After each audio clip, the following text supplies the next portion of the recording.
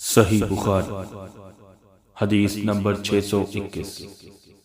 ابو عثمان عبد الرحمن نہدی نے عبداللہ بن مسعود رضی اللہ تعالی عنہ سے روایت کیا ہے، انہوں نے نبی کریم صلی اللہ علیہ وسلم سے کہ آپ صلی اللہ علیہ وسلم نے فرمایا کہ بلال کی اذان تمہیں سحری کھانے سے نہ روک دے، کیونکہ وہ رات رہے سے اذان دیتے ہیں، یا یہ کہا پکارتے ہیں، تاکہ جو لوگ عبادت کے لیے جاگے ہیں وہ آرام کرنے کے لیے لوٹ جائیں، اور جو لوگ ابھی سوئے ہوئے ہیں وہ ہوشیار ہو جائیں۔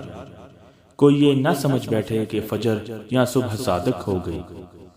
اور آپ نے اپنی انگلیوں کے اشارے سے طلوع صبح کی کیفیت بتائی، انگلیوں کو اوپر کی طرف اٹھایا اور پھر آہستہ سے انہیں نیچے لائے، اور پھر فرمایا کہ اس طرح فجر ہوتی ہے۔